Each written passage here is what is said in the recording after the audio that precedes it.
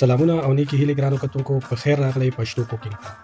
نن به موږ تاسو ته د افغاني ازبکي پلو چل درښکاره کوو. نو که تاسو دا ویډیو تر اخره پورې وګورئ نو د ډیر یو مزیدار او خوندور وریجو چل به زده کړئ.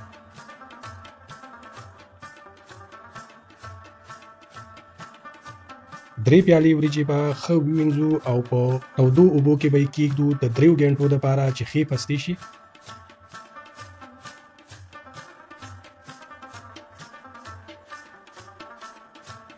او کم یوه پیاله تیل به په یو لوښي کې ور واچو چې سره شي. و نیم سوه ګرامه د سقي غوښه یعنې د خوسکي غوښه یعنې د ګیلګي غوښه یعنې د غوا د بچي غوښه موږ راغستې ده. دا به ور واچو په دې غوړو کې تقریبا د 5 نه تر 6 منټو پورې په اخرني اور باندې چې سرې کړو.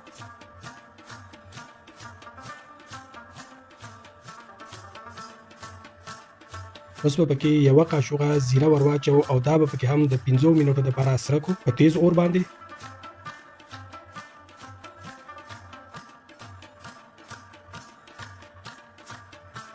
دوه وړې قاشوغې مالګه به راواخلو، دا به پکې ور واچو او دا به پکې ښه مکس کړو.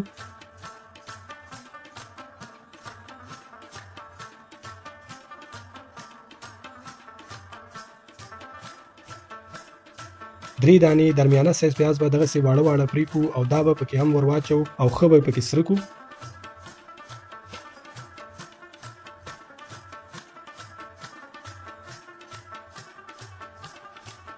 کله چې پیاز سره شي نو دغسې به ښکاري.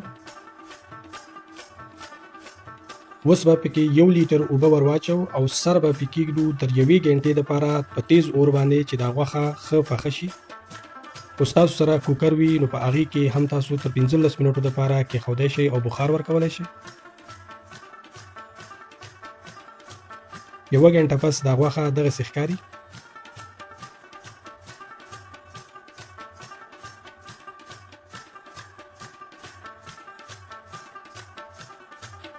اوس به 3 دانې ګازرې راواخلو او دغسې به یې پرې کړو سره د یوې پیالې وسکو. اول به پې دا ګازرې دغسې د پاسه خورې کړو، یعنې لړۍ به پې نه، هسې به یې پې د پاسه دغسې خورې کړئ.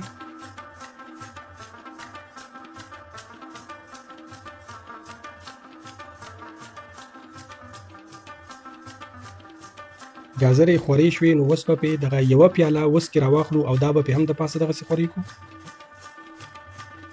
نو زموږ دا وریجې 3 غنټې پس دغسې ښکاري. نو اوس به دا وریجې راواخلو، اوبه به پې لرې کړو او دغسې به پې دا هم د پاسه ور واچو او ښې به یې پې خورې کړو.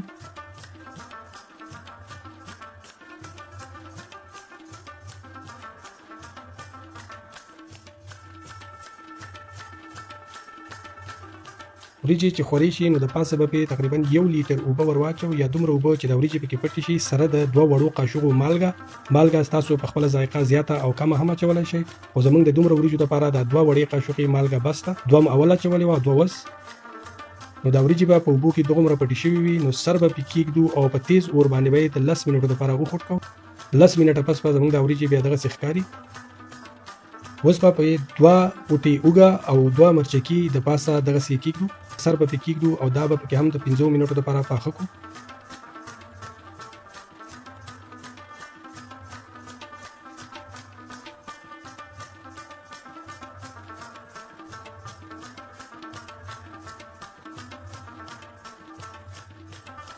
پنځه منټه پس به دغسې ښکاري. نو اوس به پکې په یو لرګي باندې دغسې سوري وکړو چې دا اوبه په اسانۍ سره وچې کړي او پرې به یې ږدو چې دا اوبه وچې شي.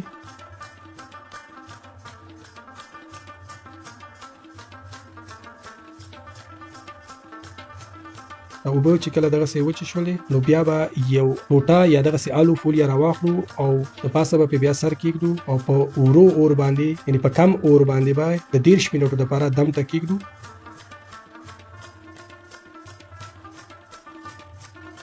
نو 30 منټه پس دا دی زموږ وریجې دمې شوي نه وي نو راوا به یې کړو او یو طرف ته به یې کیږدو.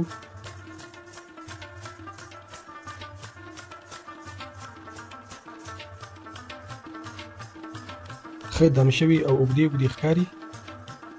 دا اوږه او دا مرچکي به ترې لرې کړو په یو پلیټ یعنې یو رکیبۍ یعنې یو قاب کې به یې یو طرف ته کیږدو.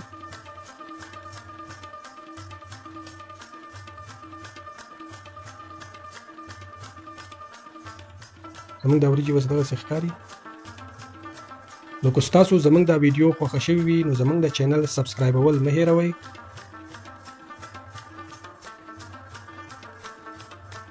د دې سره زمونږ ویډیو اخر ته رسي. د الله په امان.